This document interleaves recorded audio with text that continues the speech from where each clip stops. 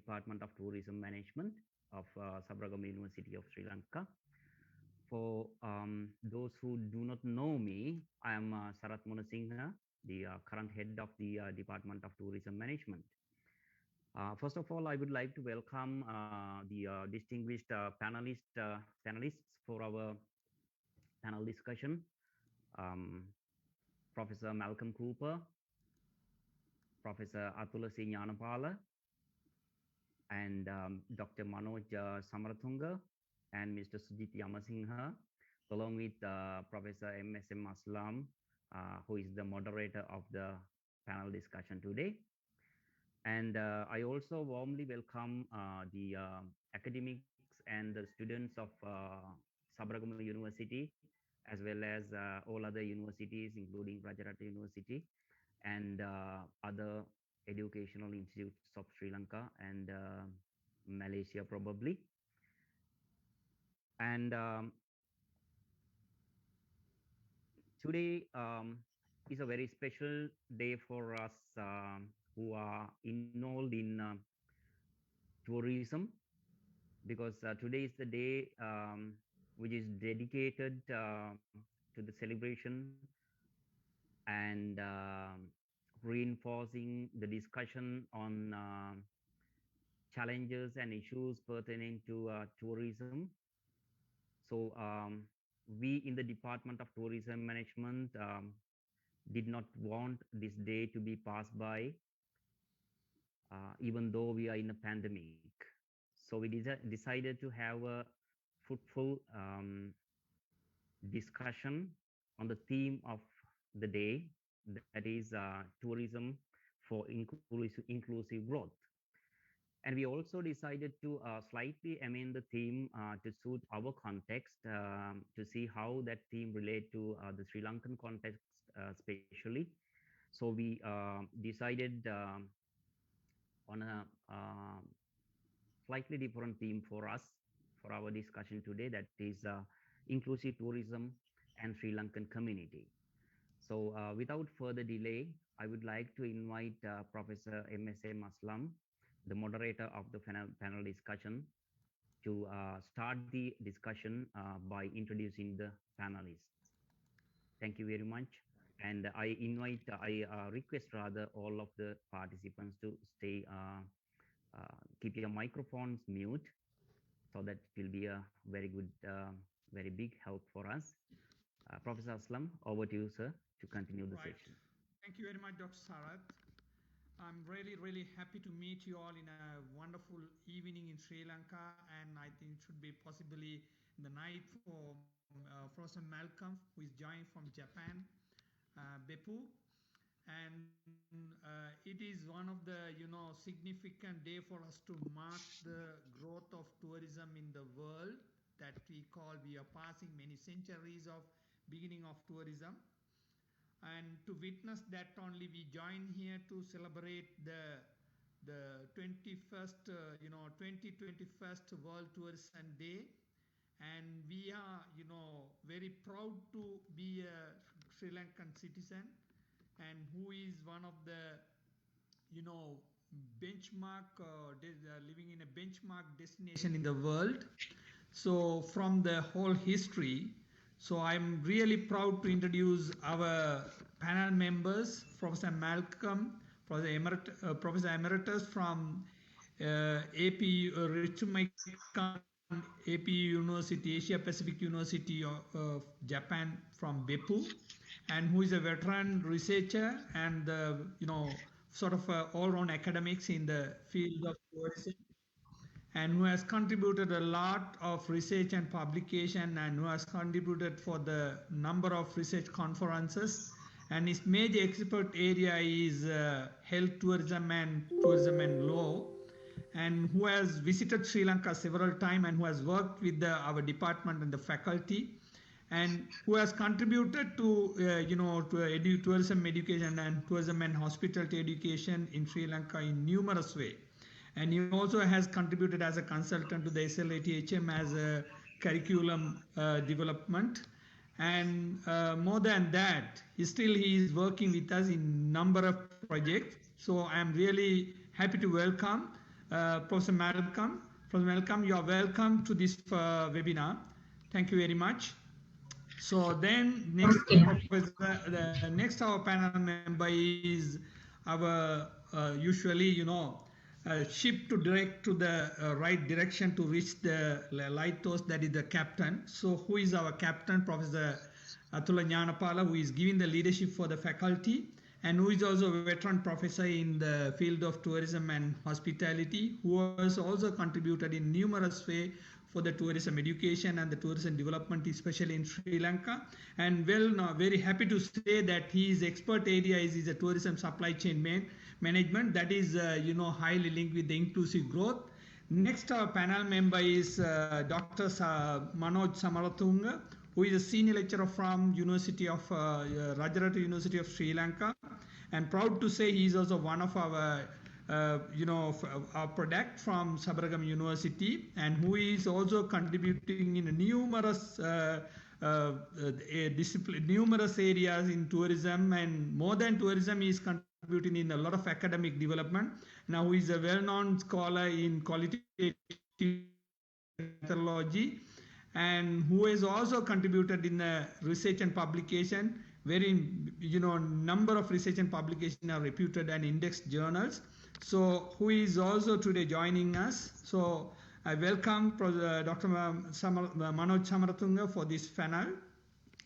And the next, most important person I have to introduce, that is Mr. Sujit Yamasinghe, who is one of the key figure in Sri Lanka tourism, who is the person handling our tourist guide training program and helping a lot to the community, and whose life is more and part and partial living being spent with the community, who knows all four corners of the community, and who is a senior lecturer attached to Sri Lanka Institute of Tourism and Hotel Management. It is one of the pioneer institution, and I'm proud to say it is the first ever institution in Sri Lanka which established to develop human capacity in the country in 1966. So this is our eminent panel members who is going to share their valuable knowledge and experience with us to enrich ourselves. So I really welcome all panel members once again to for joining this important movement.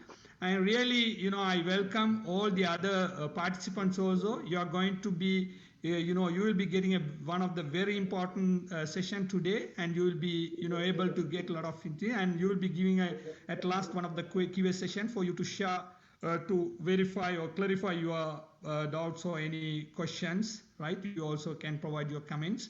Thank you very much. You can use your chat box to drop your questions, so we'll be find easy for us to answer your question if you can drop your questions in the chat box, right? So thank you very much. So first of all, start with the Professor Malcolm, who is one of the veteran tourism academics and the researcher. So Malcolm, the tourism is one of the oldest industry. It's one side, it was the largest industry, and the side it's one of the oldest industry, although it was not by the name of tourism industry. It began, I think, in 16th century. Now we have passed many centuries, and it's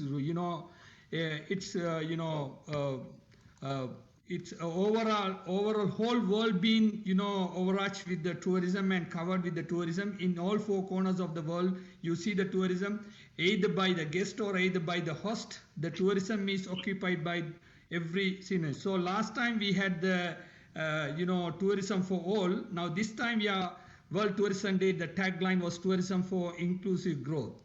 So how do you think that such a long oldest industry and covering the large population as a guest or a host, it's one of the largest industry then.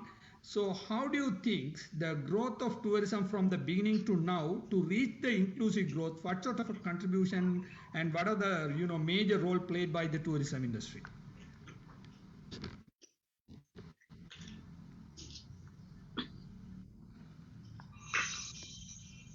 Malcolm?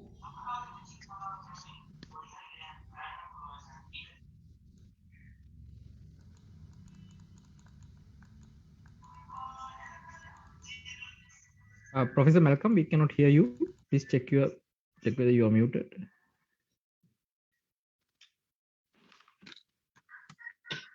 Okay, I've prepared a little. Malcolm, your mic is.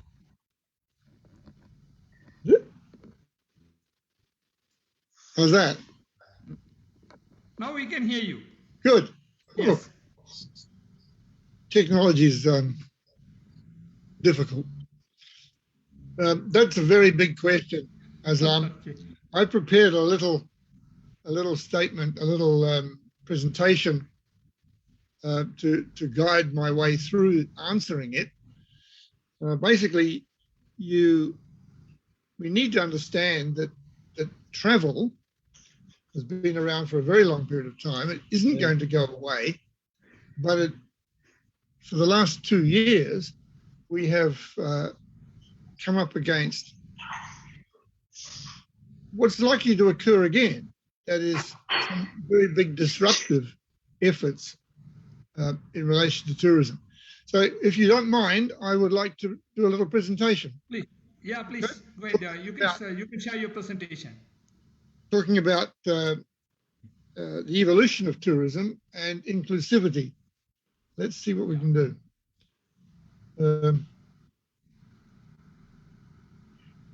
Share my screen. This one. Oh, okay. I got it? Being shared. Okay, good. Yeah, good. Now, where is... Huh?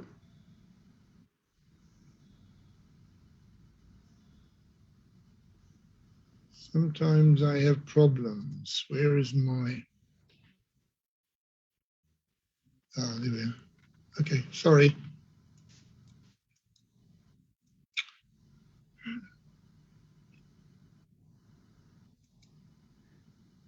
You can go to slideshow. Yeah, I'm trying to find the... Slideshow. You go to slideshow. Yeah, but it's not showing up on my screen. Sorry. One thing out of the way. There we are. Okay. The little handles on Word, okay, on now PowerPoint. But yeah. the title is "Leave No One Behind," and I believe that's really the answer to your question. Basically, we need to find tourism again after the COVID virus and recreate it so that it becomes more sustainable and more inclusive. Again, let me adjust this screen a little bit. You all remember this one. Those of you who have studied tourism will know this one. This is the ever-increasing tourist from low in the 1950s through to nearly 2 billion a couple of years ago. This is what we all grew up with in terms of trying to understand what tourism is. And just over 18 months ago, and that's all, it looked to be safe and secure. We would have continuous growth. We would have the ability to support our communities that required an industry to function. Others disappeared. We have an industry that could fulfill the dreams of the SDGs. In fact, I'm sure you remember this, though it does seem strange now. In fact, some communities were even talking about over-tourism. But you know they were right. You know that it was all of these things. It was good and bad. And it's been around for a long time. You mentioned 16th century. In fact, if you go to the Great Pyramid in Egypt, which is considerably older, and go inside, you can find graffiti from about 2,000 or 3,000 years ago. You know, I was here. type of stuff. And it's real. And tourism is a part of that travel, but even more so, a part of mass consumption. And it became, perhaps unfortunately, linked strongly with identity and economic growth, rather than inclusivity and gender equality and a number of other things, plus economic growth. Economic growth was the identity of tourism and vice versa. But you understand, and I'm sure you do, that if you encourage something that can respond in that way as a mass industry, is going to have real effects.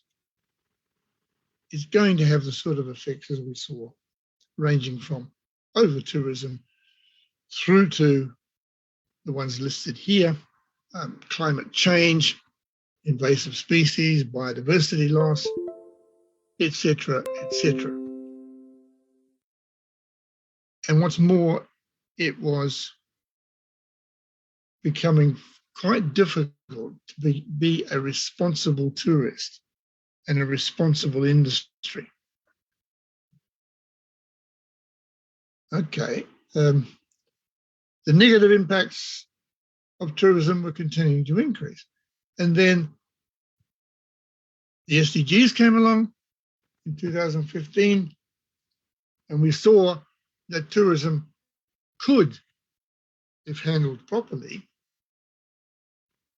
contribute to all 17 in order to create a better world for our communities.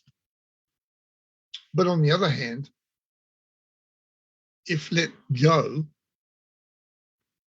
it affected a number of the SDGs in an ad hoc way. So if we try to answer the question about inclusivity and what our perspective should be on that in the next little while, we have to understand what is sustainable tourism. What is sustainable in environmental terms, that's the natural environment, or economic terms, or cultural heritage, biodiversity, respecting minority communities, and socio-cultural authenticity, ensuring that we're viable and long-term in everything, not just economic operations, providing social and economic benefits to all stakeholders that are fairly distributed. Stable employment, stable income earning opportunities, social services to host communities, and reducing poverty. The pandemic has simply brought us up against that much more strongly and much quicker than we thought we would be. We thought, probably wrongly, we had time to absorb the mass tourism. And we could see the graph continue to go up. And then something came along that stopped a lot. But I would like to argue, and I hope we do in this panel, that the present global context for inclusive tourism is, in fact, helped by the pandemic in a funny sort of way. And of course, it's a disastrous thing in itself, but it's giving a breathing space. It's giving a breathing space because of all these problems that we have, and I don't think I should go on too much longer. We know that what the pandemic has done, a massive humanitarian challenge to all of us, an abrupt dislocation of pretty well everything, including tourism industry. what I'm actually arguing for here is that that buys time to rethink the whole thing. You can see a little bit of that. You can see the words coming out of UNWTO today and other places continuously. And some people have said there's around about 3,000 articles, book chapters, etc., on the COVID virus since the thing came along. People have been arguing in that literature what constitutes an acceptable business performance. You know the numbers, they're a disaster, and this will go down rank in the same breath as the Spanish flu of 1918. It destroyed tourism. I'll skip over this because I've used up quite a bit of time already. It destroyed tourism in many ways. Japan has an interesting culture in many respects. This was a very important little attraction in Tokyo. The cute kawaii means cute,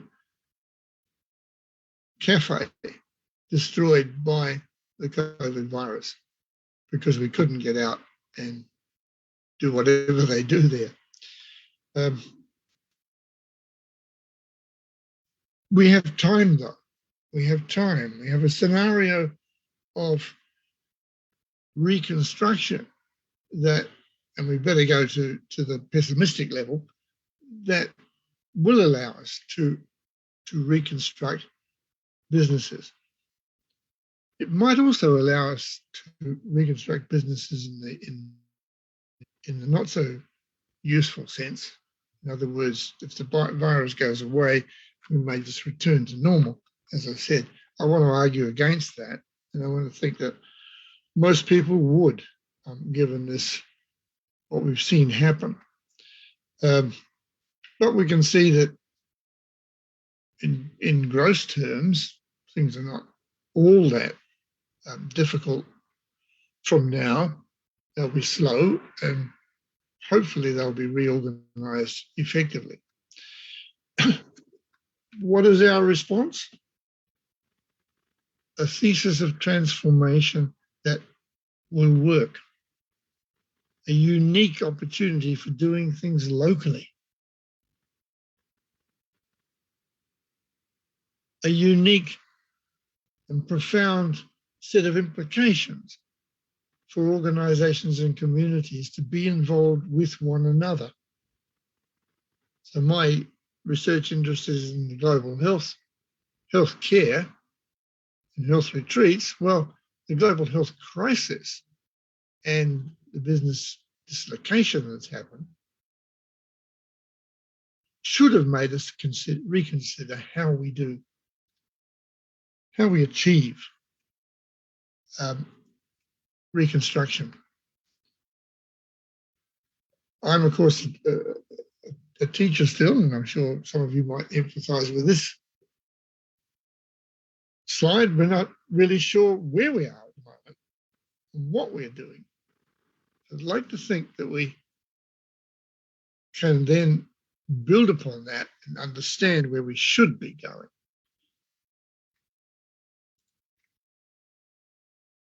Where will we go in the short term? Well, we're slated to continue to grow, and the Asia Pacific will grow fastest. Won't quite be the same level as it was perhaps before, but we're not so bad. Let's take that opportunity and reconstruct properly. We will be doing more things online, including teaching. We'll be able to buy health and wellness because people will offer that as a tourist activity. We'll be able to holiday closer to home. And we must reduce international travel to some extent in order to get over the biodiversity problem, the climate change problem, that we otherwise will have if we continue to grow quickly on the basis of current jet engines. I'd like to think that our response is one that allows us to act with intelligence. I'll put this very last slide in as an indicator that, you know, even the hotel front desk can be completely automated. We have 2 Raptors and a robot person in the middle, and this is a hotel in Tokyo, and others are doing it. And my point of putting that in is that basically we need to think more holistically about where we're going and how we're going to get there. So thank you very much for allowing me to present this. Thank you very much, Professor Lankan. I think you have such a vast knowledge, and your tank is so full to share with us. Unfortunately, we have very limited time, so you. That's right. Very much I'm sorry. Wonderful sharing, wonderful that very informative message. Next, we like to move to Professor Jnanapala, Professor Atula Jnanapala. So now I think Jnanapala, now we are in the most of the time, although we talk inclusive tourism, up to now most of the world, I think most of the destinations is still under the conventional tourism practices. That mean, you know, still we are fully dominated by the conventional tourism supply chain. How do you think to connecting the inclusive of tourism Sri Lankan community and this conventional tourism supply chain, how it could going to be effective in Sri Lanka? Thank you very much, Professor Aslam. I think I am audible to you. Yeah.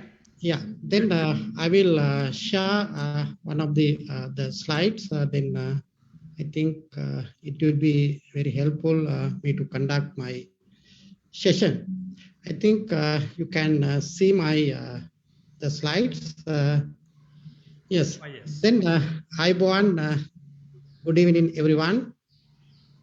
Then thank you very much for the Department of Tourism Management, Sabaragam University of Sri Lanka for organizing this webinar to commemorate the World Tourism Day 2021 under the theme of Tourism for Inclusive Growth. I think you are aware the World Tourism Organization is commemorating the World Tourism Day since 1980. The day is September 27.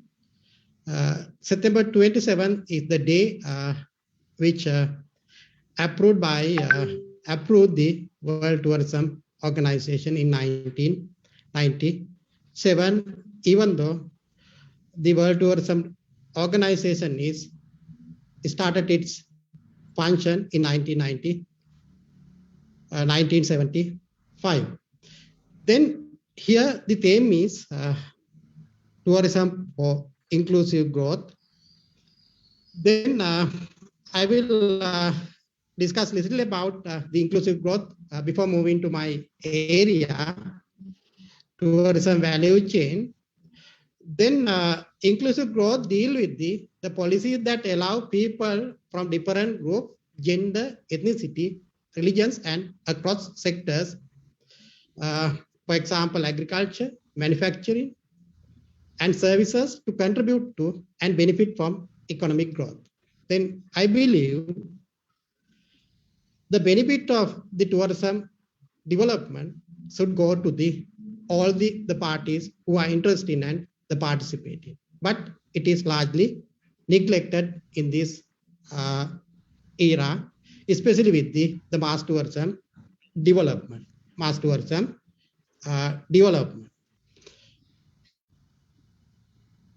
Then the World Tourism Day or World Tourism Organization, they have selected the theme tourism for inclusive growth, and they are targeting some some targets of the Sustainable Development Goals.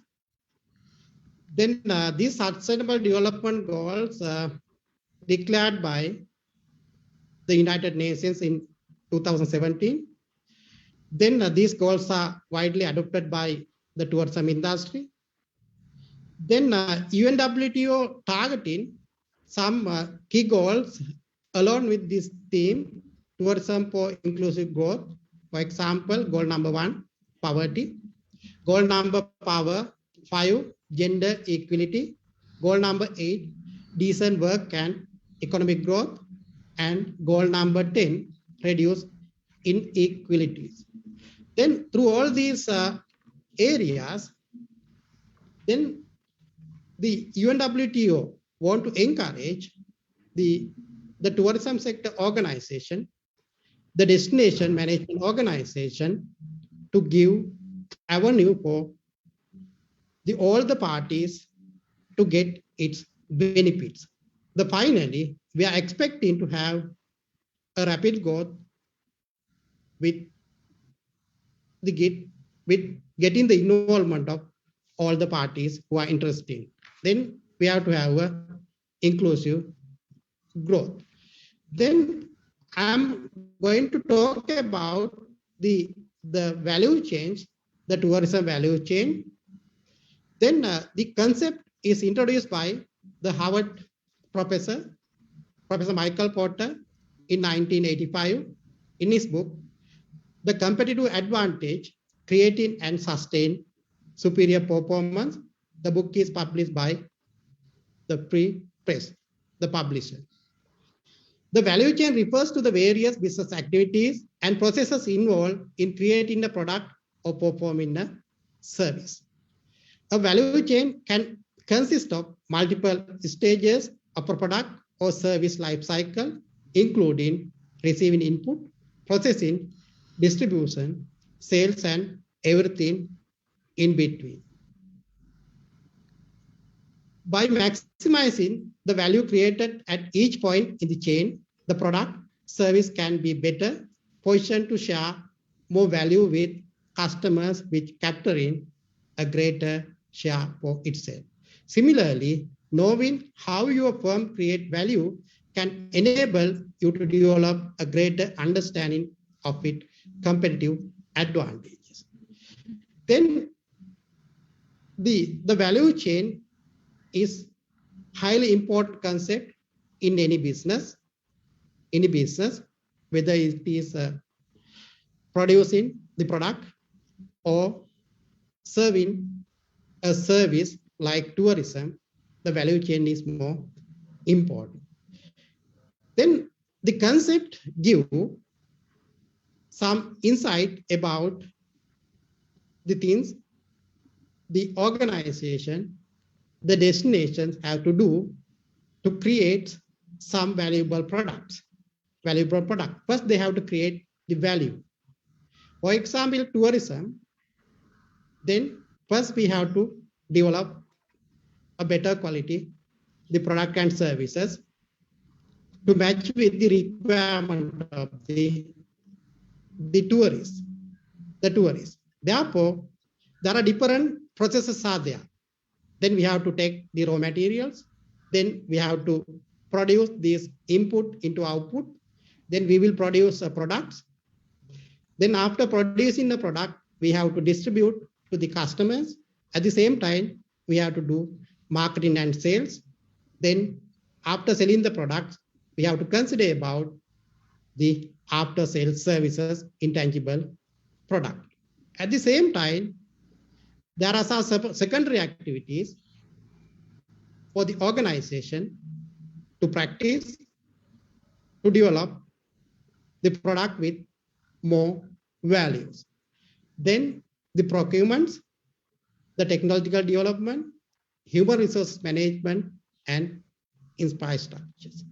The product or service, product can be developed, the service can be performed, amalgamating all these the value activities. Then combining all these activities, a destinations, organization, they can produce a quality product or they can develop a quality service. Then finally, the product will be purchased. Therefore, we have to understand this concept very clearly. Then we are creating the values. The values. To create values, we have to get the support of the parties. In tangible products, a company can do all these activities inside of the company. But in tourism, openly in the destination. Therefore, the different stakeholders will involve for these value creations. Then the final products is the combinations of or the involvement of different parties. In marketing also, we are telling that then we will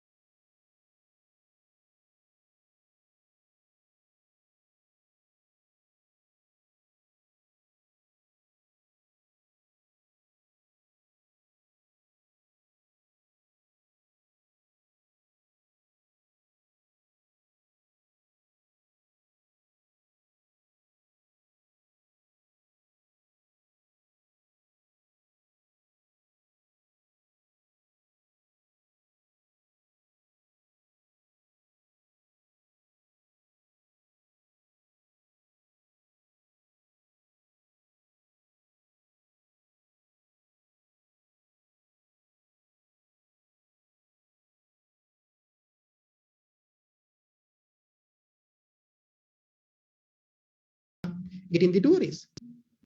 These are some benefits we can get through the tourism. Then I believe then we have to get the involved. It is necessary to get the involvement of different parties in providing the services for tourism, providing the services for tourism without depending on our traditional the suppliers, Then promoting the attractions, then providing the transport, then providing the amenities, then providing accommodations, then providing different attractions and accelerate the service. Then I believe we have to get the involvement of the locals, people, those who are having some financial issues, they are neglected, the vulnerable groups, then we can get their support. Then if we can get their support, then we can expand economic linkages. It will reduce the economic leakages. Then I think I can discuss more about that, but the time will not permit me. Then in the second round, then I will highlight more about the value chain. Thank you very much, everyone. Thank you very much, Pusnyan, for actually, I understand the situation where you can manage the time because it's a value chain is a very broad one. Today we have limited to the conventional tourism. We can expand the value chain and for more and more with the through the inclusive growth. So thank you very much. Then we just may move to Dr. Manoj Samarathunga. Dr. Manoj, now I think you're one of the key personnel who did a lot of study with the present pandemic and tourism. So it's very, justifiable for me to ask this area, discuss with you. What would be the, present pandemic? When you are, most of the time tourism, we think when it comes to the, the inclusive growth, we merge traditional sector and non-traditional sector. How it's going to be affected, through the, pandemic, if you take the inclusive growth point of view? Yeah, Professor Aslam, thank you very much for your questions, and good evening, ladies and gentlemen who join with us today from different parts of the country and different parts of the world. And I also express my sincere gratitude to the Department of Tourism and Management, Faculty of Management Studies, Sabaragamu University of Sri Lanka, my mother academic department, where we were nourished and fed and brought up to this level. And it's a great honor for me to share my thoughts about this inclusion and the present tourism development despite of these pandemics. So when to answer Professor Aslam's question, background of what has been happening out there in the industry with respect to the COVID-19 and the tourism. So when it was hit, when the COVID-19 was hit, I was in China, and we never anticipated it would be this magnitude. Now it's been 2 years. Still, we look, but we are getting vaccinated, and we think we are done, we are safe, and everything. But still, okay, what will come with the fourth wave? What will come with the next variant? So we are at a kind of a dilemma situation. So when talking about the tourism and general economy, the industrial sectors and the service sector, including tourism, we have come to a screeching halt, and there were months that we did not see a single tourist coming down to Sri Lanka. And the both public and the private sectors, right, and they were searching for alternative strategies, working from home, right, to resume and run the operations. And the government's hand, on the other hand, it was tighten up with many financial constraints because we are a developing country. And we as academics, we know our universities, academic institutions, we have turned online and we are doing the lectures online, but the student and the effectiveness of such teachings are again kind of questionable. And the food and beverage, vegetable, medicine, and other orders are placed online. So the 3G with the support of the 3G and the 4G technology. So that is the real world situation. But still, the supply chain has not been properly established in Sri Lanka because we don't have this coverage island wide. And the opening times of the shops are getting limited or either closed, right? So issues are there. The airports are closed and the flights are grounded, right? Now they're picking up, right? And the ships, okay, the cruise ships haven't been sailed for about maybe 18 months now, right? So we are seeing a very I would rather say a nightmare in the tourism industry. And according to the UNWTO, 90% of the destinations are closed, and it has recorded about loss of 100 to 120 million jobs in the tourism industry, and which comes to 1.5 to 2.8% of the world's GDP, loss of world's GDP, which is a very significant amount. So why tourism is important? Now we see since yesterday or today, the government is introducing new taxes to the milk powder, to the gas, and all other essential commodities. So we have to pay extra. Why? We are not getting the US dollars, right? Then what are the sources of we getting US dollars? And tourism is the third main source of getting the foreign third main foreign generator to the Sri Lankan economy. And in 2019 we earned like 3.7 billion US dollars, right? And we have about 400,000 direct and indirect employees working in the tourism sector.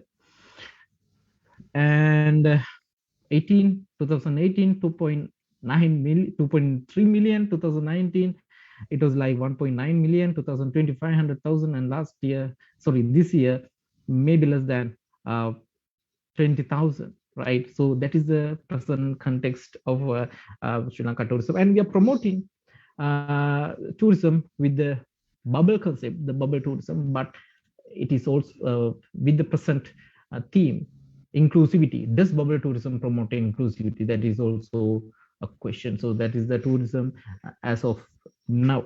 So Professor Jnanapala explained very clearly, presented the tourism value chain and the importance of this supply chain when reaching the United Nations Sustainable Development strategies. So he very clearly, precisely mentioned the benefits should go to all, but are largely neglected, and that is where I start my presentation of my ideas. And when we talk about the tourism, since we started way back 1966 officially, and many decades more unofficially, it has been always in the hands of these large scale, mega scale tourism service providers, including the big tour companies and the hotel companies. And we practice the mass tourism so far, and we had all inclusive packages, and from the point where the tourist are from his or her home to his or her own airport, and to the point where he or she comes to Sri Lanka, having the tour around, eating whatever the things, drinking whatever the things, and again leaving back the airport. It has been largely controlled and standardized, and all the money is going to one particular company, one particular person. So that is the level of tourism that we saw here in Sri Lanka during the last couple of years. So this is a kind of a learning point. This is a kind of a turning point to revisit our policies, to revisit our strategies, right? And where we should be going, because like I'm not saying almost all the tourists, like 2.3 or 2 million tourists are following the same thing, but the vast majority tourists were buying these excursion package, the round tour packages and the all-inclusive packages, and coming down Sri Lanka and going around Sri Lanka with well-established companies, and it will not give a single rupee to the communities who are an integral and essential part of the tourism value chain. And when it comes to the communities. We know the tourism is largely depending on the public resources. It could be the beach, it could be the sunlight, it could be the sceneries, or it could be some other natural attractions. And to whom do they belong to? It belongs to the Sri Lanka. It belongs to our communities in Sri Lanka, right? But who are getting the real benefit? It is some structured companies, and there should be a proper way of delivering these benefits to the communities living in and around those attractions, right? And through which we can promote the inclusivity, through which we can enhance our tourism value chain. We have to look at these backward linkages, we have to look at these forward linkages, but at the moment it is well controlled, dominated, and it is, we can clearly see an oligopoly market condition here, even in Dambulla, Sigiri areas, and even other main destinations. So the tourism, the ownership of the tourism business has been totally is with the private sectors, and there are many economically disadvantaged people, especially in the peripheral areas. So these days, I mean, I live in Anuradhapura. Okay, when I walk maybe a couple of kilometers away from the city center, we can see many people, right? They're looking at these great stupas or mahasayas, but still not getting a single rupee, or there's no way that they can join with the tourism value chain, right? So we need to encourage them to come and join with the tourism supply chain. So this is the point where we need to, this is as I mentioned earlier, we need to look at what to make the things correct and do the things right. So in order to do that, we need to have some conducive and comprehensive policies, strategies, which we can talk later. And again, I like to quote Professor Malcolm, who initiated the discussion with Leave No One Behind, which emphasized the importance of the tourism, because it is a very much a sociological phenomena. And we should not be forgetting that all the tourism resources belong to the people of this particular country. And when doing so, we have different sectors interconnected, right? Professor Nyanapal also illustrated, it could be agriculture, it could be fisheries, it could be some other transportation sectors, the traditional sectors.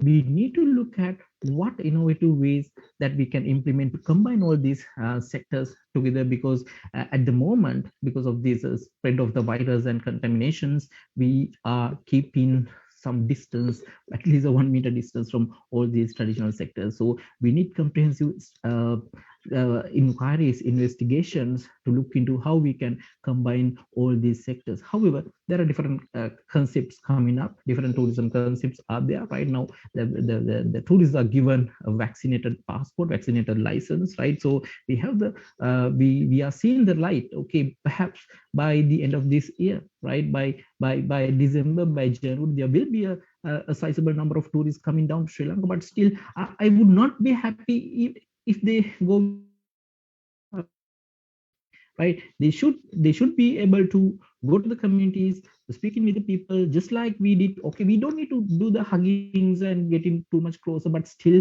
if we can make a presence at main tourist destination, if we can make them roam around our ancient cities or the Kandy over around the lake, it might create kind of a promise among the societies. Okay, the tourism is coming up, it is picking up, and we should not be leaving behind. So there are some other areas that we need to speak under these strategic alliances to protect the tourism sector. So there are the basic things I need to highlight during the first round. And during the second round, there are much things, especially the policy dimensions, what need to be done in the future to correct, to make the things correct, and to distribute the economic benefits. We can discuss in detail. Thank you, Professor. Right. Thank you, Dr. Manoj. Yes, we can't expect doing the bad and the reaching the good. So we had to do good and we had to expect the good. So thank you very much. It's a wonderful, message you give. We had to break the shells and come out, and we had to go to the heart-to-heart relationship of tourism to ensure the inclusive growth that is the tourism genuinely. So thank you very much. So then just we move to very important area, that is a person who is practically involving in the community with the right tool. That is Mr. Sujit Yamasingh, who is doing for a long time tourism guide training and the community interpreter training programs. Thank you very much for us joining once again. Mr. Sujit, now I think what I wanted to just to emphasize participation is very important. Everywhere we talk in the whole SDGs, one of the key essential part is the participation of the people. So how do you think the participation of youth, women, vulnerable community in this popular enclaved, so dominated tourism value chain at the moment, whatever we are undergoing? Thank you, Professor.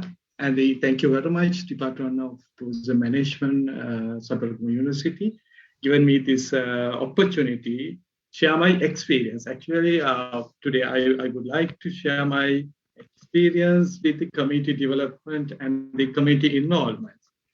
Then, where I would like to start, then according to my experience in responsible tourism initiative, then people much discussed earlier the harassments to tourists. Then tourist harassment is more critical area where when tourists attract the one destination where they are much more concerned. In Sri Lanka, then I worked 5 years and 6 years time only minimizing harassments tourism in the tourism sector. Then, according to my experience, then I really work in the central province of Colombo. The northern part of the western province is Colombo. It's including Nigambu area. And then the next is the west coast, Colombo to Gore. Especially this area, why most important, when we consider about the tourist zones, development of the tourism zones or the area, then you will know 1968, the first well-planned tourist resort developed in the Bentot area under Ceylon Tourist Board.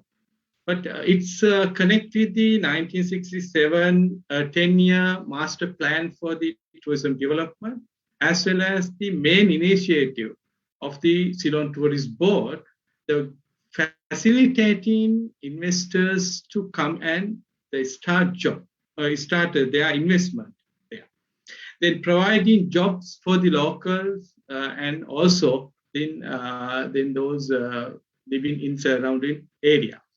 The establishments of the Bentota resort, then they're much more concerned about the creating job opportunities for the locals. But my question is, are they provided those opportunities to the locals? Then I will come one by one. Then they well-established investors, those who in that particular era, then they ask them to come and invest in tourism. Then after that, then they facilitate and develop the tourism in the Bentota area. But the connect with the Bentota area, there is another destinations very popular around the world. It's called Beruala Golden Mile.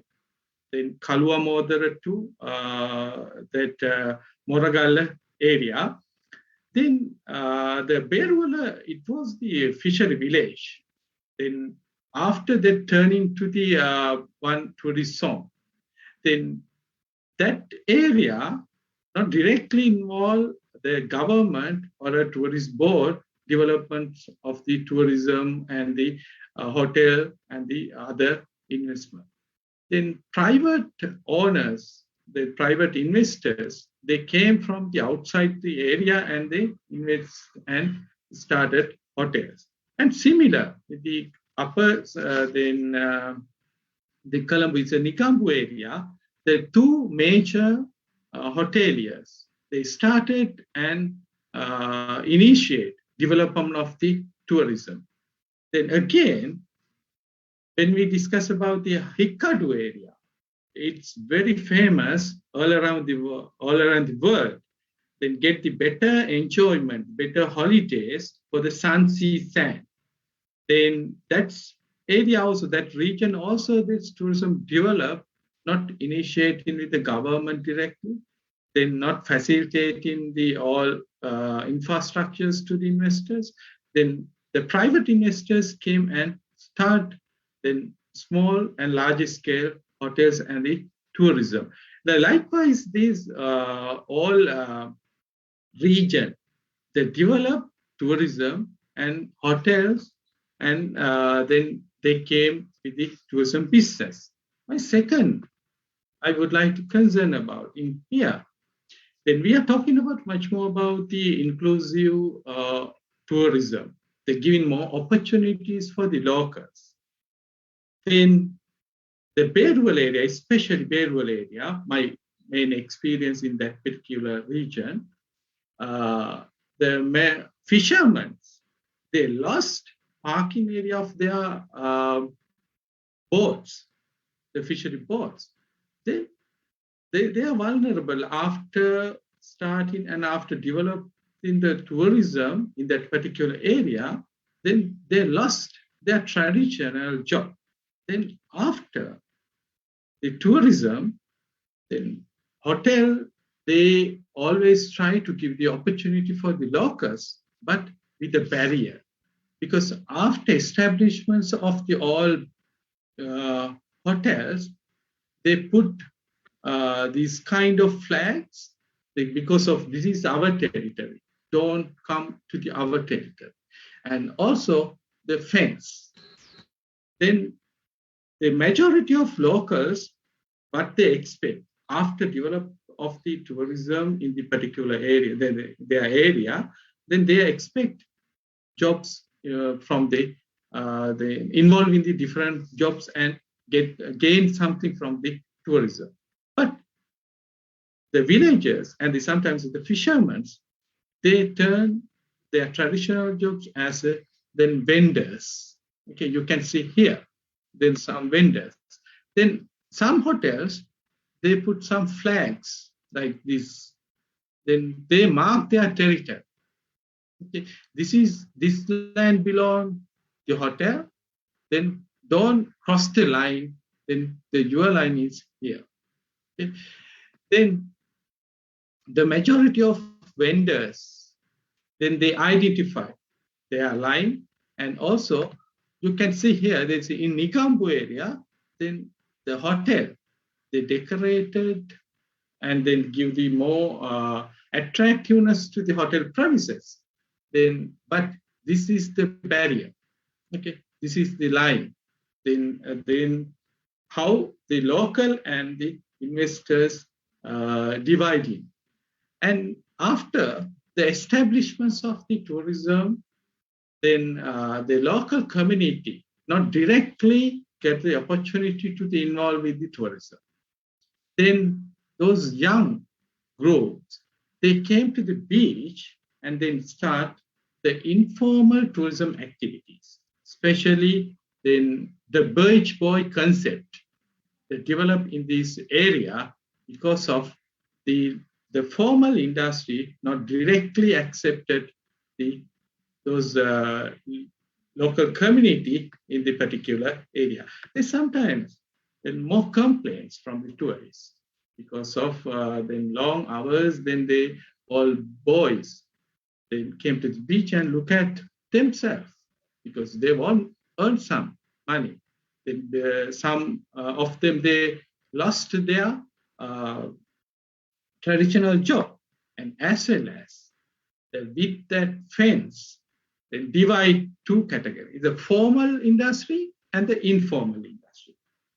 Because of then some of them, those who are living in the Bentot area, Berwal area, and even the other Ikadu area also, then their English knowledge little bit lower. Then inside the hotel, more opportunities, more vacancies open for those who can speak English and then well educated. But the informal sector doesn't matter any. Then those boys involved with their activities, but they started learn different foreign languages, and then learn the industry because of the after establishments in the hotel. Only they know then there's the industry. Then they are going to involve. Then they start learning tourism. Then they start learning as well as then they harass the tourists. And that's create negative image about the local community in a beach destination. Because of always they have to work within that their fence and the then marked area, and then they always try to attract tourists to their services by dealing direct involving themselves and talking to them. There's some tourists, they came here to spend their leisure and pleasure time. Then they don't like to disturb them. Then after that, they develop different products as a boat driver and tourist guide. Then they name they are as a tourist guide, but actually they take them boat drive. We always call them the boat driver or a boatman. And also the traditional, the fishing, then this kind of boats, they change to the tourism activities. And also there are boats, fishing boats, and the fishing activity. They are born with that particular talent. Then they turn to earn from the tourism. And not only that, then with the lot of resources, then water sports, well popular destinations in Bentota as water sports. Then the youth, they came with their talents, and then they started involved with the water sports and such activities. The inclusive growth, what we discussed, then Professor Nyanapala discussed then about the value chain. Then local service providers, as a local service providers, those boys, the young men, and the women, those came to the beach as a vendors, they are not get any support from any institution or even the government. They self-learn the tourism and the customer care, the marketing and all. Then they develop themselves as the tourist service providers. Then always young community, the young men, they always try to attract tourists and get provide different services. What do they do? The traditional jobs, then earn something, giving good experience to tourists. Then this is very good very good story because of they have those coconut trees. There's kurumba, there's the tender coconuts. They always try to offer tender coconut to the tourists. Welcome to their services. They only service providers giving such a service to the tourists, because of tourists also well known within the hotel area, within hotel the premises, we cannot get that experience. Then that's why they connect with the beach area and the beach boys, and then they try to get more services from the local service providers. Then according to my experience, then the government or investors, those who came to this area, but not involved directly, develop them. Then those who within the area, then those who directly involved with the tourism, they themselves started learning and develop as entrepreneurs in the particular area. Then today is World Tourism Day. Then the topic is the inclusive growth. Then they are the person who came from the grassroots level, and today I will discuss later. Today they become as entrepreneurs in this particular area. Then I think, Professor, then at the moment there's a first step, then this explanation, I think enough. Right. Thank Over to you, Thank sir. you very much, Mr. Jit. I think yes, you did a good job because that's wonderful because we have to see where the gap arise and where we had to bridge the gap. So you really highlighted the where we have got the gap and how the gap created.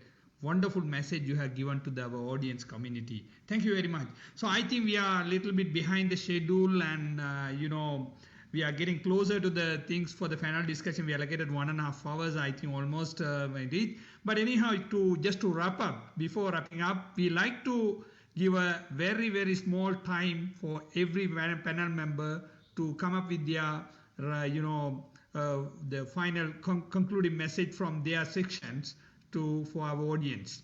So we just we'll try to allocate 2 to 3 minutes for each member to give a very precise message from you to our audience, how the post-COVID situation and how the recovery phase and within your related areas, right? And first of all, I like to, invite Professor Malcolm. Professor Malcolm, this is what we had to come to the world is now, entire world is devastated. The tourism is being devastated with this pandemic, impact of pandemic, right? So what would be the global, the context of inclusive tourism, after this, with the emerging context of this, when we are ending the pandemic in the post pandemic situation, post COVID context. How would be you think the global will be as you earlier said, it will be the robotic world, or are we going to entirely interact with the digital system and we are going to leave the entire manpower and are we going getting to the fully techno paradigm, or what would you think? What would be the the world will be in this post COVID context?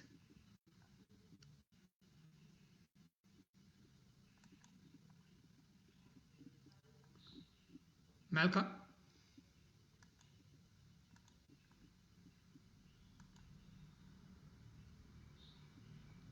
Professor Malcolm? I think yes, he may be, maybe he was simultaneously he was attending another webinar in Beppu. Maybe we just move to quickly to Professor Jnanapala. Jnanapala, then now what happened? Actually this now we have a diverse actors and agencies in the supply chain or a value chain, right? What could be the different groups of Sri Lankan community there, to elaborate or to have a sort of fully equipped or as you said very expanded value chain or supply chain to be created. How these actor agency roles will be within the different group of Sri Lankan community can take part in tourism supply chain. Very shortly, you can give a message, just, we have a different category of the people who are playing as actor role or agency role in supply chain. So what could be the, sort of a, message you can give to our audience? Okay, thank you very much, Professor Aslam, again giving me the opportunity to express my views. I think then as a destination, we have to think about the sustainability. Then if you want to have sustainable destinations, then we have to concern about the voice of the various parties. Therefore, the responsible organization like our National Tourism Organization, then they have to take necessary steps. Then I think they have to have a good tourism policies. They have to develop the tourism policies in which all the parties are getting benefits, especially the vulnerable and marginalized, the peoples. Then on the other hand, then we have to think about the linkages, that we have to link the tourism with the various sectors of the economy. Then we can reduce the economic leakages. Then, for example, if we are dealing with the multinational companies, large business organizations, sometimes the money will goes back to other countries. But if we can get the support of involvement of the local community and other the local stakeholders, we can remain the money. Then the other things, we can have the economic, the multiply effect. The money will circulated among the economy, local economy. Then we can have a local economic growth. I think the responsible organization, then our Ministry of Tourism, they have to have a good the policies which support for inclusive tourism, growth. I think we have to think about, because the mass tourism, we don't want to depend on the mass tourism. We have to move towards the alternative form of tourism. For example, now we are talking about the slow tourism. The tourists will come to the destination and they will stay the several weeks and they will live with the local community, and the local supply chain can contribute for their holidays. Thank you very much, Professor Aslam and the organizing committee for your kind concern about this workshop. Thank you very much for that. Concluding remarks from Professor Nyanapala. Malcolm, Professor Malcolm, I think we are coming back to you. So, what you suggest, what you would think, how would be the post-pandemic the global context of tourism? Are we getting to fully techno paradigm with the robotic tourism, or are we going back to human interacted, morally mobilized, obliged tourism with the community or different people interaction? Well, just briefly on that, one thing we have to remember is that more is not better. And growth does not mean development unless it is properly organized. Before 2020, the tourism industry was in a difficult position. It was beginning to be criticized for doing too much in specific places and squashing the environment. What I would think we need to do is consider the full effect on natural and social capital by increasing community-based tourism. Local tourism is the key to achieving the SDGs. As long as that's in a plan which is developed at the national level to attract as many people as possible and to provide as many resources, the actual control of development should be at the local level, and that will make it more inclusive. Okay, thank you very much. We are getting, that means, native point of where the tourism began, origin, the localized, the tourism was completely handled by the native community with the native setting, with the natural and authentic and the more experiential things from the local perspectives. Can I just make one more statement? Yeah. We have a very good example. That's Kandalama, the Heritage Hotel in Kandalama. That's a perfect example of what I'm talking about. Local development with major capital. Right. It's possible. Of course. That's the organic integration with the tourism. Thank you very much, Professor Malcolm. So then we'll back to Dr. Manoj. It's one of the very important question. I'm connecting from the Professor Malcolm and Professor Nyanapala. There's something to do with the policies to enhance the inclusive growth at the national level, to give more opportunity for the local people and the different people. And all these categories can be included, only thinking of policies. How do you suggest for the future of Sri Lanka inclusive growth after, getting back to the normalcy with the, from the pandemic? Yeah, Professor Aslam, thank you very much for that very important question. The policy-related matters, how we can address the present empirical glitches in Sri Lanka tourism when addressing these inclusive related tourism. Because as our previous speakers and myself emphasized, the present tourism development is not addressing the sustainable development goals set by the United Nations and the inclusivity. So when the answering to the questions, there are two aspects that I'm going to explain. The first one is the institutional element. The second one is the operationalization elements. Under institutionalization elements, the policy related matters comes. And unfortunately, in Sri Lanka, in these uh, almost 40 years official history of Sri Lanka tourism, we don't have a tourism policy, right?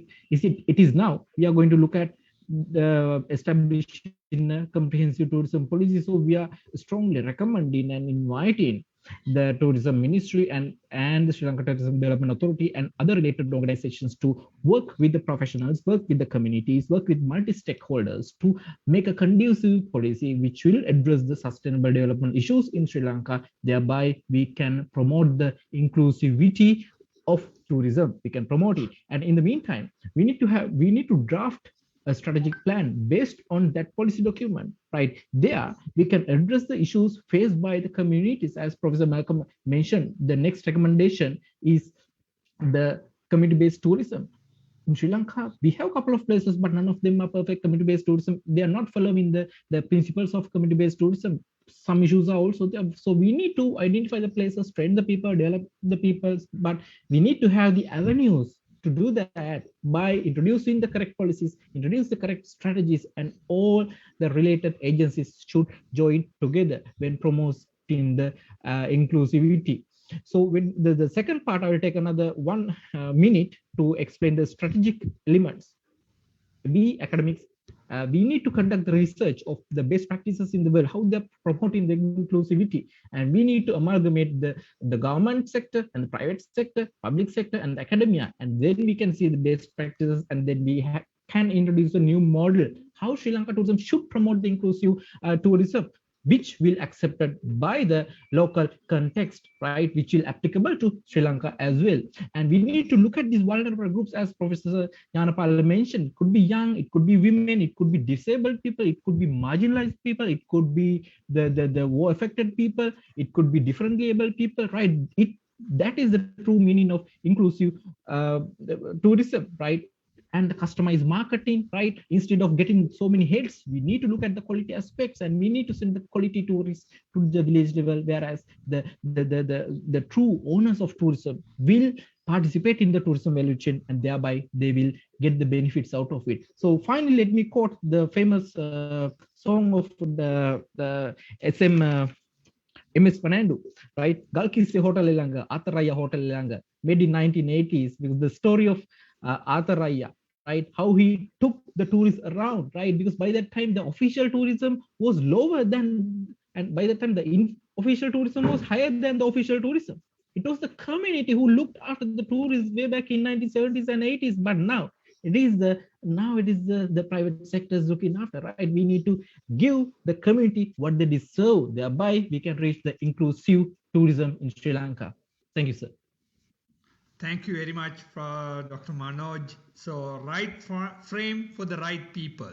So, that is the Sri Lanka tourism we are expecting. We need to have a right policy framework, and to include the whole community as their natural and the nativity, they will be enjoying the tourism for all, not only the giant businessmen, including the lowest people in the country. Thank you very much. I think that's a nice point to, we can start with the important person who is practically taking part in this section, right? That is Ms. Sujit. Manoj has ended up with a very nice point where we can think about, community participation. How would you suggest, for us to have a very, sort of a very pleasant country, very, sort of a, very sort of human friendly nations, like with the tourism should be a good example for that, to show that we are human friendly nation, connecting the people that is one of the excellent sector, that is, the tourism. What do you suggest from your practical, experiential, and your, as a teacher for large number of people in the country? Doctor, I would like to address in here because of my experience with the grassroots level people, those who are working in the grassroots level, the beach boys. Then I'm a little much more concerned about them than their activities. Because of beach boys, some tourists come to Sri Lanka. They produce the tourists revisit to Sri Lanka, but they do have negative image and the negative attitudes among the people, among the industry. Why do they have that? Because of, you can see here, then there's two tourists, they came here to spend leisure time, but come one behind, another one come front. There's more harassment to tourists. And also the demonstration effects, sometimes then the sexual activities, and also there's a drug users, then much more, then give them more negative to their activities as a community stakeholder, but then they get the negative attitudes and negative feedbacks. They create the negative image. Then my experience, what I did, I trained them with the positive attitudes, and also they involved with the industry and the hotel association, and they develop themselves as a then formal service providers. You can see here, then those who are without any smiling, without proper attire, now they are having such a uniform and then providing the better service to tourists. Then because of the relationship, then how create these positive image, then their appearance also highly impact. Then that's why then I introduced the uniform for them. But then sometimes then the uniform is a bad symbols then sometimes. But then through that, we achieve a lot. Not only that, give the local experience in a proper way, well-organized way. Then we have to aware them. What are the opportunities, what are the experience they can give the tourists, not only inside the hotel, the outside the hotel. Then as a information, they have to pass information as a stakeholder in the community, give the proper information, what they do. Then earlier, they went behind the tourists, but we want to create the beach and the other area with the locals, then tourists come behind the locals to get the local experience. And not only that, then give the better experience to tourists with the local food and local ethics and local taste. Then, and also we have to give the chance to observe the environment. In Satipola, there's a good example where we are going to buy the food and then get the services from the local community. Then not only that, the bakers and the all stakeholders, we can collect together and give the better experience to tourists. And not only that, when we are going to give the better experience, going to give the better training to them, not a formal training. Some of them involved with the informal activities. We have to give the informal training too. Then after that, we want to create the good image. Then as a service provider, building the image, then they gain more. Then positive interactions with the community and the tourist. Then that's create positive then discussions, they're positive about themselves. Not only that, it's a one case study, it's a Lupa, is one of, then now is a small scale tour travel owner. Then they directly ask tourists to come and involve with them. And not only that, then happy the life, then balanced life, then give the lessons to the society also. We are having the balanced life. That's why then I would like to suggest then more scholars here, then join and give more, to conduct more research, not only negative about the local community, positive and then get the different concepts. Okay, guest and host relationship or demonstrating effects, such in a positive manner, and give the positive message to the policymakers. Then after that, then they come and deliver the good service to those community, and then they take themselves to the industry and create a more positive and more attractive industry in Sri Lanka, Professor. Thank you very much. Amazing, amazing, Mr. Sujit. You did you delivered a very promising thought for our audience, and that's a very good promising message for even entire nation, where it's possible. Now we thought impossible, only apostrophe S came. Now it's I am possible. So thank you very much. This is what I think we want. We want to, rather than reject, neglect, marginalize, leveraging all these things, we want to have a more inclusive, true inclusive.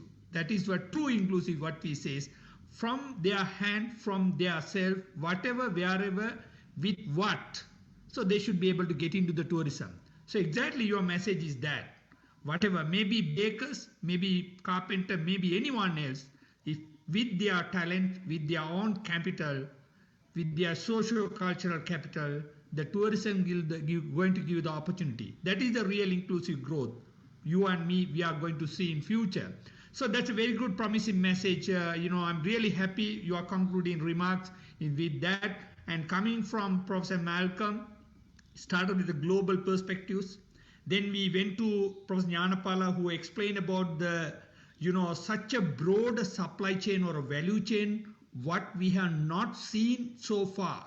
So having such a wonderful opportunities, and actually really, Dr. Manoj popped up and explained how it could be possible with various opportunities and various corners where tourism is stagnated, where tourism should move. And finally, I think, Mr. Sujit, you concluded where we were, now where are we going, and where we should be. So that's a promising we are giving to Sri Lanka nation as a one nation, to be together and move together, work together, and reach everything together as a one community, as a one nation. Thank you very much for all the panel members. Now we will switch to, we have very limited time, maybe 50 minutes. We will try to, but with a few questions. I think Dr. Sarath will be joining us for these QA sessions with whatever the question. Audience, if there is a chat box question, we can take the chat box question first, and we can move to the next questions. So from the chat box questions, right? I think first question we can see. All right. So there is a question. The first one was about will there be a change in value, or I don't know. The question was referring to value chain or change of value. Dr. Manoj, did you see the question? Right. So if I simplify it, maybe will there be a change in value chain in the post-COVID tourism, or if the person is available, maybe you can speak. Yes. Actually, you discuss about value chain, but in COVID-19 context, it's changed the paradigm. Now, is there any change in the value chain that can be expected, the change in the future after the COVID-19? And regarding the customer behavior, means is the customer expectations change after COVID-19? This is my question. Okay, thank you, Mr. Luck Vijita. Okay, then I think there are two areas. I think this presenter is asking the values. The values is different from our tourism value systems, value change. However, then the first, I think the values of the those who are in rule, then the administrative parties, they have to change their first their value systems. Understood? They will value the large scale organization, multinational organization in the mass tourism. Then if they can change their value systems, then definitely we can bring value. It means we can expand the value chains of tourism, and we can move towards the I think different small scale organizations and community based organization, and we can move toward the vulnerable groups. However, I think the COVID-19 pandemic, the presently also the pandemic is there, then still we are not in the new normal situation. Currently we have some limitation. Therefore, we will not be able to move towards the alternative value system. The currently also we are depend on the traditional value system, because there are different health guidelines and health. It means different we have to. There are many different practices. We have to undergo these practices. However, during the new normal situations, I think we can start the new tourism with new policies and new value change. I think this is the starting point. I think we can move toward this inclusive growth. Thank you. Yeah. Yes, I think Mr. Leonard was a question that, adding a little bit, because to the Professor Nyanapal exactly pointed out, definitely all the destinations might be compelled to come up with the changes in the value chain, because now after 2 years of impact, the tourists are going to move around the world. Definitely their behavior, their expectation, their desires will be different. So therefore there won't be large scale mass tourism, not like vacation ownership hotels may not be filled. People may be expecting unique, different, isolated, individual tourism. So therefore the destination should be capable to cater that niche tourism, or a sort of a small scale tourism with more organic and more green and responsible tourism, what might suggested by the Dr. Manoj and Professor Malcolm also, and Sujit really pointed out, Ms. Sujit pointed out the practical ways. So thank you. The other question, Dr. Sarath? Yes. If Sri Lanka tourism industry experiences a sudden boom in the future, how can we ensure the tourism sustainability and inclusive growth? I would like Dr. Manoj to comment on that. Thank you very much, Dr. Sarath. And at the present scenario, with the present development, we cannot expect a sudden boom for next 5 years. It is hardly unlikely, but we can hypothesize a situation that there could be a sudden boom, maybe under some conditions. We are not sure yet. However, now we have some guidelines already set by the Sri Lanka Tourism Development Authority about the safety and the security, what standards need to be followed when catering to the tourists. But this is also challenged when we are moving these mass crowds.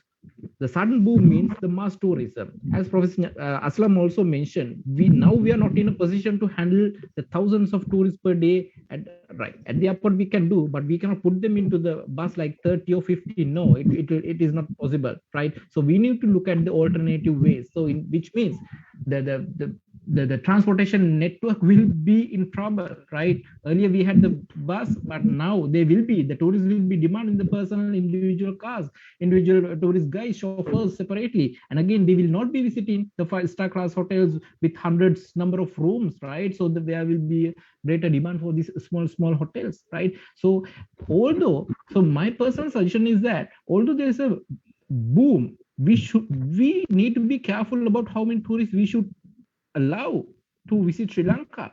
We need to have a different pricing strategies.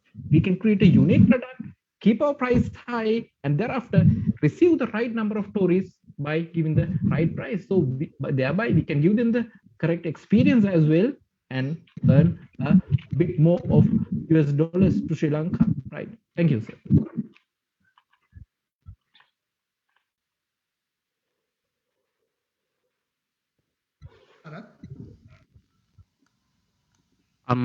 Yeah, there is one more question. What are the post-pandemic marketing strategies can implement for next few years, which can be start with very lower level? This question is open to the panel.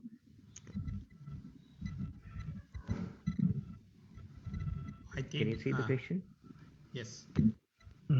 Post-pandemic marketing strategies, I think Professor Nyanapa also can add, and Dr. Manoj also can add from I don't know whether Professor Malcolm is trying to say something. I cannot hear, but his body language suggests to me that, yeah. No, I have one comment to make on that. Yes, sir, please. And that was basically that the tourist is going to be less perhaps interested in a number of experiences and will reduce those in order that they can maintain safety.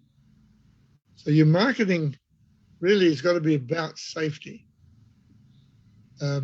Safety in terms of the virus, yes, but all the other things as well. And localized. That's how I think it will turn out in the short-term future. Yes, I think Professor Malcolm Cooper is rightly mentioned. Then then we have to have a very thoroughly developed, well-planned marketing program during the post-pandemic periods. Then, but currently the country is highly interested to attract more tourists. Then they are doing a lot of promotional activities.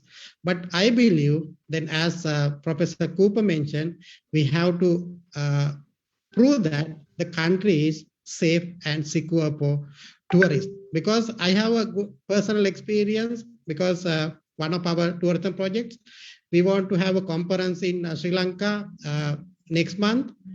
Then we want to attract some the presenters from the participants from Europe as well as India.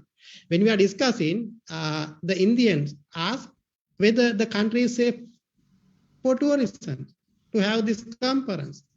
Then the European also mentioned, there are 3 countries. They mentioned that then still our government will not permit us to travel in Sri Lanka. Then I think then we have to create a safe environment. And I think the large scales, the promotional strategies will not work in the post-pandemic. We have to go for highly personalized message. This is the most important things. Then we can go for then the bloggers, the travel bloggers, then the familiarization tours. Then we can invite the media people to come and tell about and write about the practices. But I believe still our National Tourism Organization is highly divided on the mass scale promotional strategies. I think it will bring a lot of cost to the country, not the benefit. Yeah. Sorry. Yes, Dr. Manoj. Yes, Dr. Manoj. You can, please. Yes, sir. Actually, I'm having a different perspective about the future of Sri Lanka, especially during this post-pandemic era. Now, 2018, 2019, okay, we reached almost 2 million tourists per year. But look at the value, how much we earned out of these 2 million. It is about always, it was in between $100 to $110 per day that the tourists were spending. But when we compare our financial gains with Maldives, in Maldives, the same tourist is spending $250 to $300 per night. So I think this is the point where we need to make the things better and make the things correct. It is not about the total, the quantity we should be looking at. So according to my personal opinion, we should not be going into this mass scale campaigns in any of the tourist generating areas, but instead of these mass communications, mass marketing, we should go for the segmented marketing, maybe for the specific niche travel groups, right? Professionals, maybe scientists, educationists who can spend a lot, who can stay at least for 14 days here in Sri Lanka, right? Thereby, we don't need the 2 million. right? If we can get 1.5 million, and who can spend at least $250 a night, that will be realistic, that will be more effective to promote Sri Lanka tourism. On the other hand, if we are going to get a large number of tourists here to Sri Lanka, still they are going to stay at the guest houses, homestays, but are they prepared to welcome the tourists who might carry the some diseases with them? We have this guest phobia, we have the host phobia because of the pandemic situation. We need more time to train and change the public attitude about the tourism. Unlike other days, we can go to the airport and hug the tourists and bring them down into the country. No, right? So till we come to a kind of a stable position, right, we should play defense. We should get a low number of tourists who are elites and who can spend a lot, right? So for which we need to have the customized marketing approaches. Thank you, sir. Right. Yeah, I think to add to this point, I think the marketing. I think as Manoj and Dr. Manoj and Professor Jnanapala pointed out, at least now the country has to realize the understanding of the market realism. So far we throw the balls to the skies, anybody to catch. That's not the way. We have to find out the target point and throw the balls. That is the market realism. Where we have to identify the target markets. We wanted to, as Manoj exactly said, the segmented product, and we have to deliver to the right person with the right product from Sri Lanka to connect the bigger value than getting each Tom and Dick tourist to Sri Lanka, right? So that's the most important point where we have to realize, rather than going for the head count, and we have to identify where is our niche market, where is our target market, where we can position the Sri Lankan diverse tourism product. And connecting to the next question also, yes, of course, we are, running with this bulk tourist attraction and bulk marketing for last whole 50 years. But no more we can do that. We have to identify unique, differentiated, demanded product from Sri Lanka. What is the global tourism demand? According to that, we have to identify our product. What are the products available? Is it ecotourism, or is it homestay tourism, or is it health tourism? Whatever the possible products are available in Sri Lanka, according to that, we have to identify where are the markets. So where are the potential tourists? Exactly those tourists should be targeted. So that is one of the marketing change, and plus the how we have to have the long-term marketing to have a sustainable destination. That is, my point.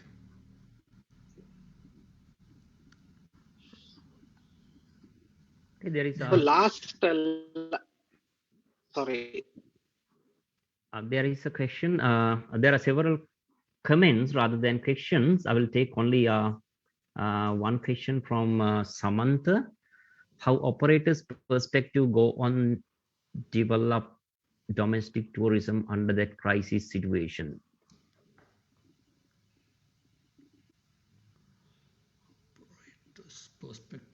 Yeah, thank you, Dr. Sarath and Samantha, especially the domestic tourism, picking up this important point, right? When we go back to the 2011 tourism strategic plan, 2017 strategic plan, okay, domestic tourism has been mentioned nicely, but nothing much has happened promoting domestic tourism. And recently we saw an attempt by the Sri Lanka Tourism Development Authority and the Tourism Ministry to sell the national holiday resorts around the country to long lease 90 for 99 years. Right now, the importance of domestic tourism.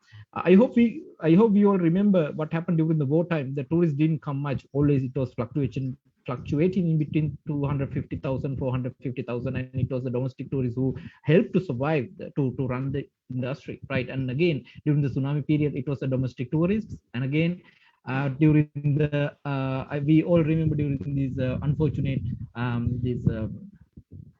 attack, the Easter attack. All the hoteliers came up with the 50%, 60% discounts, and it was the domestic tourists who helped to support the industry, the survival level. It was done by the domestic tourists. So we need to have clear cut idea what we need to do with the domestic tourists, how to give a better tourism product, better tourism experience to the domestic tourists. I haven't seen a single, I mean, only during this period, some couple of leading travel agencies to operators organize tours, excursions to maybe Jaffna, to Anuradhapura, maybe to Riddhi Vihara with a national guide. Okay, the national guides also think that they should be doing the guiding to the foreign tourists, not to the locals. No, we need to change that perspective as well. We always need to keep the domestic tourists as equally as important as the foreign tourists, because they are going to be our survival market, right, when it comes to the hour of need, right? So but not many tour operators are paying attention about the domestic tourism, and we need to encourage them to pay more attention and get the affluent domestic tourists into this travel basket. Yes, I think Manoj is really correct. Domestic tourism is one of the neglected areas. Then if we think about the size of the market, I think it is 5 or 6 times bigger than the international tourism. I think we can promote it. Then this is the best strategy, move toward the domestic tourism. Then I think the travel agents, they know about the value of the outbound tourism. During the vacation periods and the holiday seasons, a lot of people will go to other countries. Then if we can have a better policy, better plan, if we can give a recognition for our domestic people, they are willing to travel in this country. Then I think another issue is the prices of the hotel prices. The prices are not affordable for the domestic people, because we are having some experience. Then if you go to other countries, then we can stay in the 4-star or 5-star hotels at a very low cost. But if we travel in the country, then we have to pay a very higher prices for the accommodations. Therefore, the policymakers, they have to think about, because during the crisis periods, the disaster period, the domestic tourism is the only survival strategy. Then if the government handle the pandemic the proper way, I think then we are earning a lot of from domestic tourism rather than thinking about the international tourists. Thank you. Yeah, I think you should be looking at what Chinese government's doing at the moment. That basically tourism's recovering in China, but it's domestic. Okay, it's a huge market, but the process is there, and they realize that you cannot have inbound tourism for quite a while yet because of the virus and potential offshoots. So do look at local. Yes. It's very important things, you know, from both edge of the corners. If you see, start from Canada to Japan or all the countries, they came up with a very beautiful 2 strategies. Those strategies are staycation. To emphasize, staycation means promoting the domestic tourists to do the vacation. So, and they said the local tourism and staycation are the most important 2 strategies they followed in Thailand and all the countries. So this is what we have to understand, how to market the product. First of all, we have to do the market and see the way we have to market, and we should do. Just saying the throw in as domestic tourism, that may not be attractive. So we have to go for the sort of a new strategic way to market the domestic tourism to sustain the destination. So that's very important. So therefore, I think this adding to this, I think for those valuable points from the Professor Malcolm and things, what we want is a proper marketing strategy or strategic mix to market the domestic tourism. So then we will be able to move the country to sustain, you know, things. Because this is one of the many early authors has suggested. First you practice the tourism for the locals, then only you have to target for the international. Unfortunately, in Sri Lanka it happened other way around. So therefore, this is a good opportunity for us to revise our marketing strategies to focus more on the domestic tourism. It's a matter of balance. You can get it right by starting with local and then moving into the rest.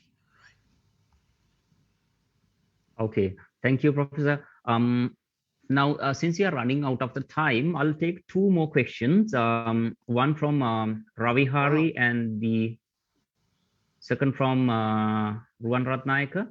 And I'll phrase two questions so that you can pick one and answer. So the first one is more than a question, it's a comment, but I'll make it a question for you. So Ravi Hari says we need a strong long-term plan for tourism, something like Dubai, Singapore, and moving for new attractions rather than depending on conventional ones. And Mr. Ruan asks about what would be the plan to involve differently able people and women under the umbrella of inclusive growth. Maybe you can put them together and answer if you like. Yes, over to you, the panel members.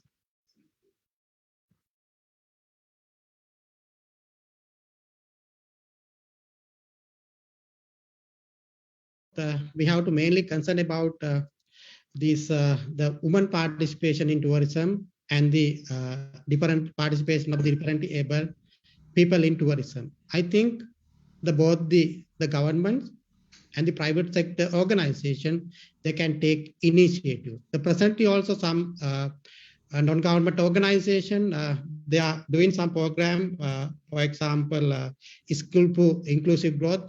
The project is going on East area. Then they are planning this, especially the handicapped people, they are bringing to the tourism operations and the women participation. I will tell one example from India. Then, for example, the KFC. In Calcutta, there is a restaurant. Then the restaurant is mainly targeting the hearing impaired people. All the employees are having this hearing impaired. It means hearing the problems. Then I think we can have this kind of concept. Then without thinking about the physically able people, then we have to concern about only thing we have to have the creativity and innovation. We can go for new the concept. At the same time, the policymakers should support that. Then our some organization, even hotel industry, some other big companies, even they do not allow the female to work after having after married or after having the children or giving birth to children. I think we have to think about that one. Then the countries like Japan, I think Professor Malcolm is having good experience. Even when we are going in a taxi, then sometimes the taxi drivers are over maybe 85 or 90 years old. Then I think we can encourage them. Then both the government sector and the public sector people are more responsible to get the participation of this vulnerable group. Thank you. Yes, Professor, I do have good experience with the chauffeur and national tourist guides.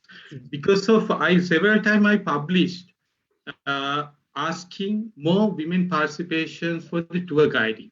And this time I won, there only 2 girls connect with the chauffeur tourist guides. They are the first female chauffeur tourist guide while they are driving, then doing tourism. But the other people, then our locals also, they do have some attitude.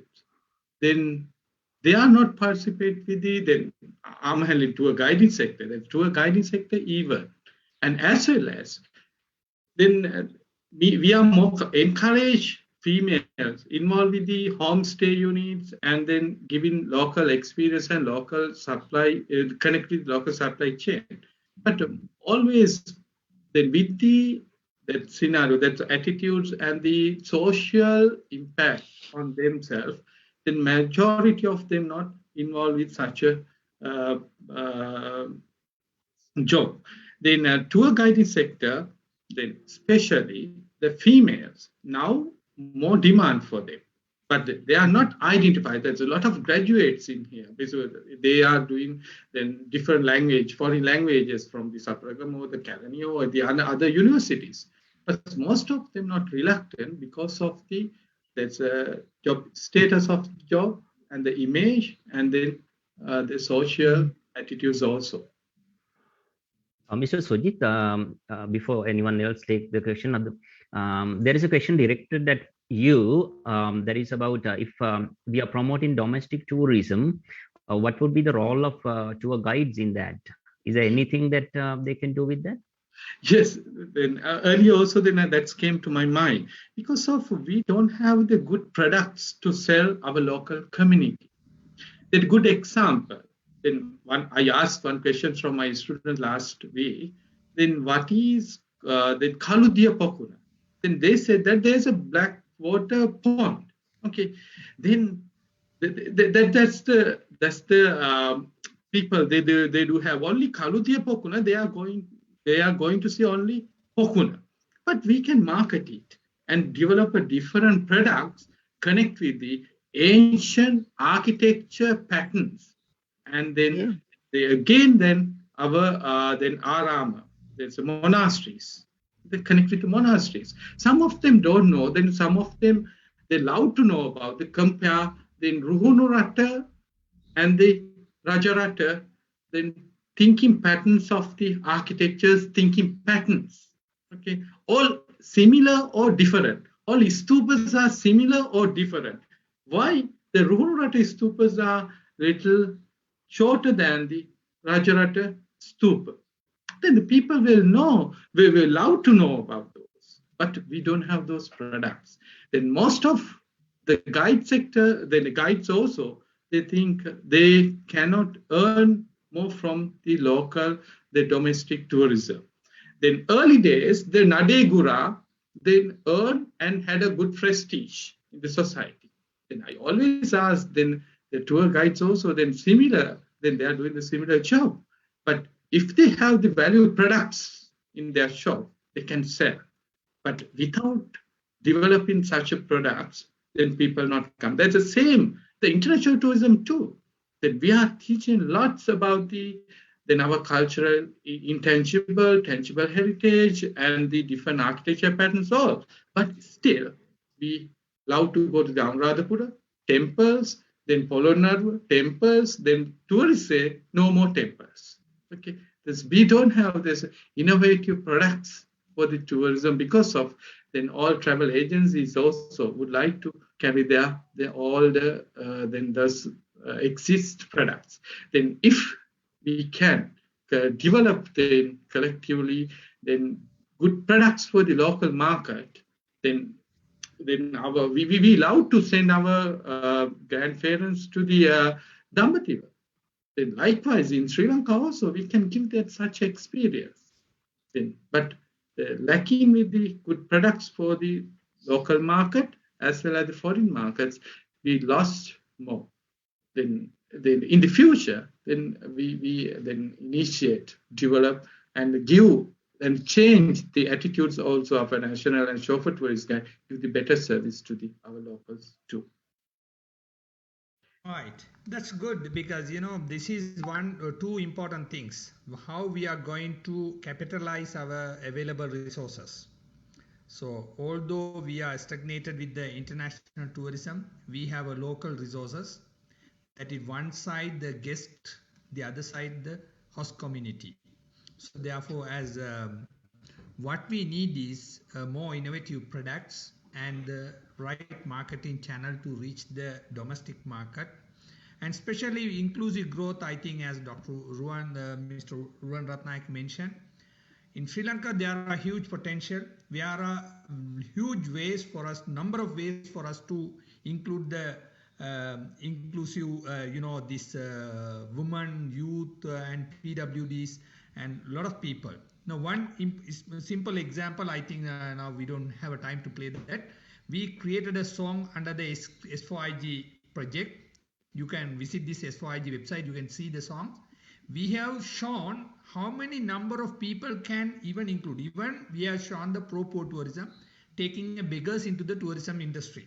So those are, actually not foreign tourists. Actually, we have targeted all our local domestic tourism, going to the Kovil and going to the temple, going to the mosque. Those can become a, as Mr. Sujit Yamasinghe said, could be one of the good potential for us to market domestic tourism.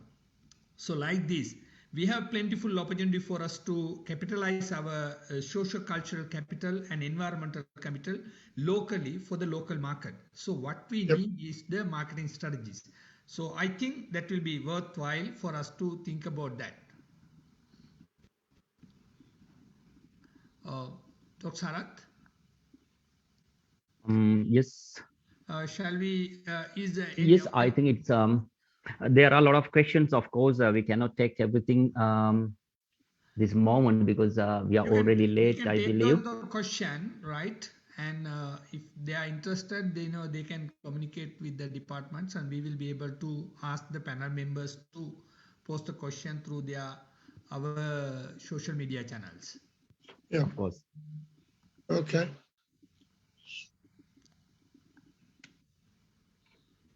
So on behalf of the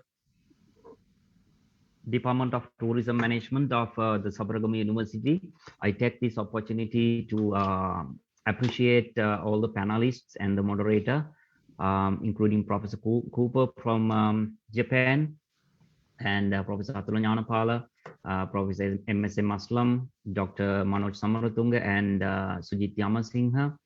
Thank you very much for your contribution with valuable insights about the current scenario of tourism and inclusive growth.